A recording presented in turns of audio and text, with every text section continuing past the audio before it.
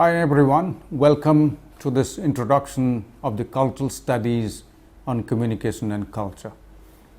This lecture is part of your paper, Media, Culture and Society. This lecture will introduce you to culture as an encompassing subject that constitutes communication. It studies various cultural forms that are communicative and informed by the political moorings of society. This lecture will also inform you about the critical traditions in culture and communication.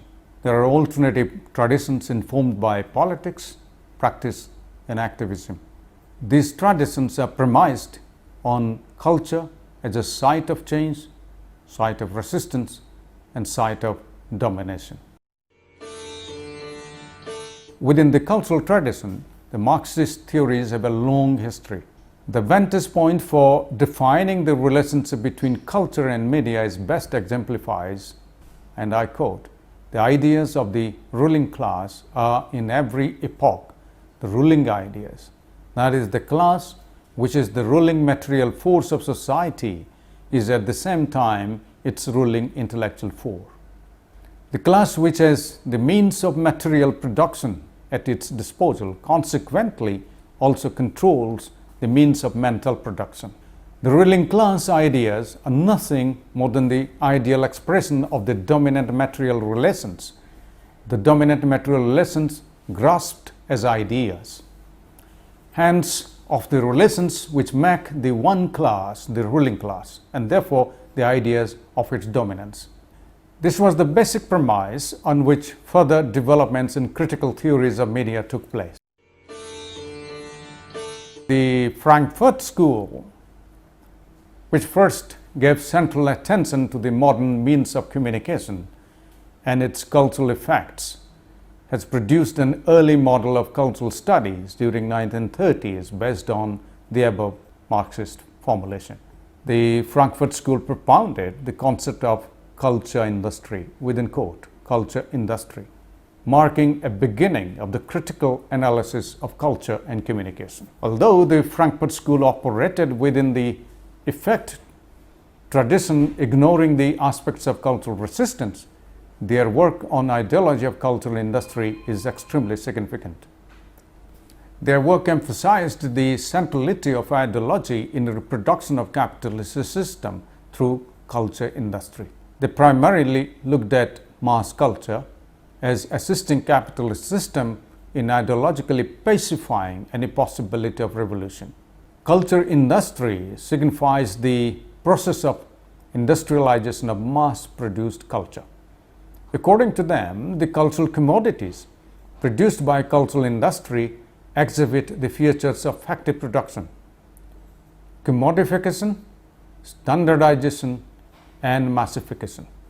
The cultural industries had a very specific function of providing ideological legitimation to capitalism and integrating individuals into its framework. Another strand of cultural tradition that emphasized on ideology is semiology, particularly the work of Ronald Barthes. Unlike the Frankfurt School, semiology focused on the processes of signification through symbolic mediation. But semiology too exposed that cultural symbols communicate and reproduce the ideology of capitalism. Signs are at the center of semiotics. The study of signs is called semiology or semiotics. It looks at three aspects: the sign, the systems into which signs are organized, and the culture within which the signs operate. Compared to the Frankfurt School, the reader or the receiver of the sign in semiology is accorded a better place, though very limited. Primarily, it focuses on how a sign system is organized and what does it signify. Barthes uses the concepts of connotation and denotation to describe the ways to which signification works. The Frankfurt School and semiology both highlighted the political processes of encoding. Although they both were inspired by the Marxist theorizations, they completely missed out the alternative ways decoding and engaging by the oppressed classes and their struggle.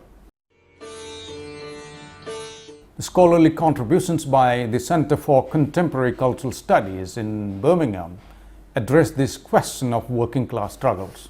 It linked the processes of encoding with decoding, thereby acknowledging the role of people in negotiating and resisting the encoded ideology. Scholars like Stuart Hall, associated with the Birmingham Center, should be commended for highlighting the role of people in challenging and resisting the ruling class communicational apparatus, which was hitherto neglected in the critical tradition. By bringing the role of people, they did not move away from the question of ideology. Their questions about culture were concerned with the changing ways of life of societies and groups and the network of meanings that individuals and groups use to make sense of and to communicate with one another. What Raymond Williams once called whole ways of communicating, which are always whole ways of life. The dirty crossroad where popular culture intersects with the high arts. That place where power cuts across knowledge or where cultural processes anticipate social change. Communication is not seen as injecting ideas into the minds of passive people. Rather, people are seen as creating their own history through resisting and contesting the hegemony of social and cultural forces of domination.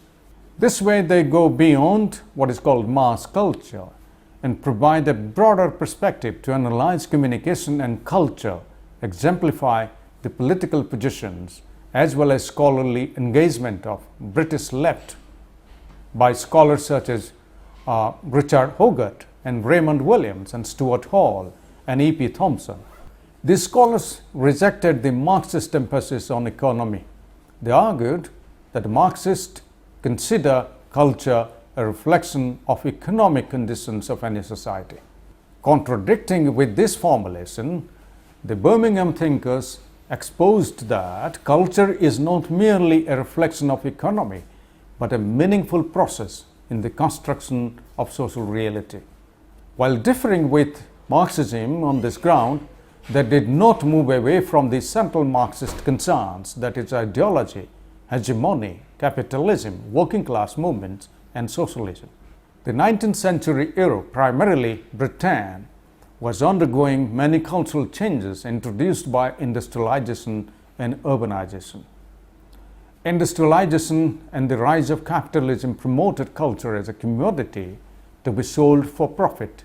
After the Second World War, the spectacle of capitalism was spreading globally with the emergence of giant corporations like the Coke, the Pepsi, the IBM, the Microsoft, and the nascent computer industry, McDonald's, Nike, and many more global products proliferated and circulated throughout the world. They were basically American. Although with these, the cultural products in the forms of seemingly harmless forms were also distributed at a wide scale, slowing the diversity and promoting homogenization and the American hegemony. Stuart Hall says that in the aftermath of Second World War, Britain was experiencing the cultural trauma.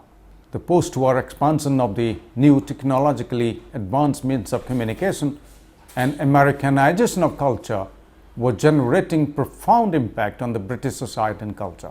On the other hand, there were working class movements that were challenging the hegemony of capitalism and were arguing for a more egalitarian socialist society. These two processes were also essential in bringing the question of culture at the center of debate and shaping the concerns of cultural studies. Each of these developments have threatened traditional notions of cultural cohesion and social stability. Capitalism threatened to weaken authority through the commercial dismantling of cultural cohesion. The other offered a direct challenge to all forms of political and cultural authority. The British cultural studies aimed at a political goal of social transformation in which a location of forces of domination and resistance would aid the process of political transformation. From the beginning, the Birmingham group was oriented towards the cultural political problems of their age and milieu. Their early spotlight on class and ideology derived from an acute sense of the oppressive and systemic effects of class in British society and the movement of the 1960s against class inequality and oppression. Birmingham thinkers were not as disenchanted with the potential of the working class, and the Frankfurt School thinkers were.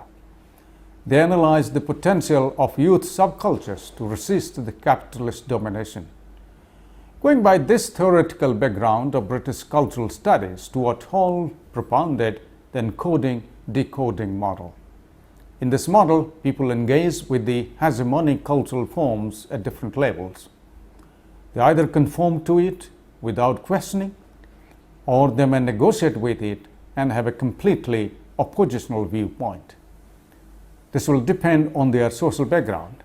For instance, individuals who conform to hegemonic dress and fashion codes, behavior, and political ideologies produce their identities within mainstream groups as members of a particular social groupings, such as white, middle class, conservative Americans. Individuals who identify with subcultures like punk or hip hop look and act differently from those in the mainstream and create oppositional identities, defining themselves against standard models. In this way, they have shown how culture can provide both the tools and forces of domination as well as the resources for resistance and opposition.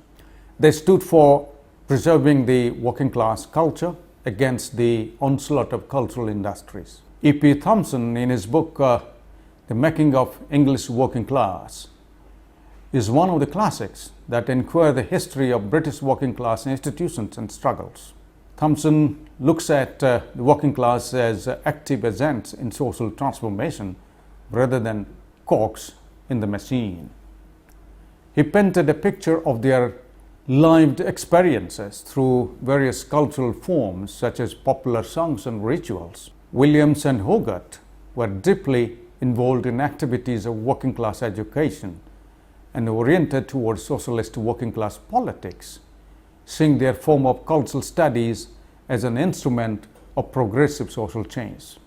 Well, the initial critics of the first wave of British cultural studies of Americanism and mass culture in Hogarth, Williams, and the Birmingham Center paralleled to some extent the earlier critic of the Frankfurt School, yet celebrated a working class that the Frankfurt School saw as defeated in Germany and much of Europe during the period of fascism, and which they never saw as a strong resource for emancipatory social change. This background clarifies that the Birmingham Center's thinkers were not only concerned with interpreting the cultural aspects, but also changing it towards the betterment of society.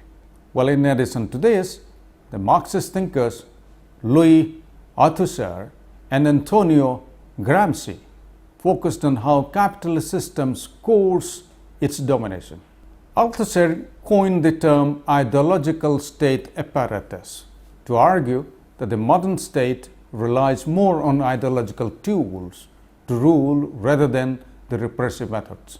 And modern means of communication are the primary ideological tools. Similarly, Gramsci said that the capitalist system maintains its hegemony or control over workers not by coercive methods but by cultural conduits. So the relationship between culture and communication in critical tradition is of dominance and resistance.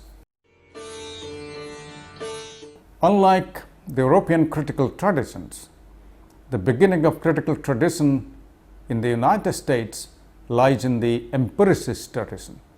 James Carey, who is considered the founder of the cultural studies approach to communication research in America, is known for questioning this dominant paradigm, which he calls the transmission view of communication. Against the transmission view, he developed the ritual view of communication. The transmission view, as the word transmission suggests, is defined by the terms such as imparting, sending, transmitting. American studies are grounded in a transmission or transportation view of communication. Communication has been defined here as a process of transmitting messages at a distance for the purpose of control. According to Carey, the transmission theorists have expressed their concerns on how the continental nation can be held together to function effectively, to avoid dissension into faction or tyranny or chaos. How to cement the union? An answer to these questions was sought in the word and the will, in transportation and transmission, in the power of printing and civil engineering to bind a vast distance and a large population into cultural unity. The engineering and the communication, therefore, were conceptualized as bringing the continental democracy. Carey calls this the transmission or transportation solution. Communication research in America began as an attempt to explain communication effects. The origin of the effect studies goes back to the First World War. Mass communication research began as a response to a widespread fear of wartime propaganda by the military power. Carey writes that such fears, alarms, jeremiads, political pronouncements, and a few pieces of empirical research were collapsed into the hypodermic needle model or a bullet theory or a model of unlimited effects of the mass media. The media was seen as possessing extraordinary power to shape the beliefs and conduct of people. Therefore, we can see that in transmission view, communication becomes exemplary case of persuasion, attitude change, behavior modification, socialization through the transmission of information, influence, or conditioning. Carey develops a cultural view of communication. For him, communication is a symbolic process whereby reality is produced, maintained, repaired, and transformed. By way of this argument, Carey turns to Girst's theory of culture. Carey also believes that in order to understand the character of social order, one needs to reflect on the capacity of human beings to think and fabricate symbols so as to construct a shared symbolic order. Humans use symbols to construct a culture in which they can live together. Focusing on the symbolic production of reality, Carey uses a beautiful metaphor for Marshall McLuhan.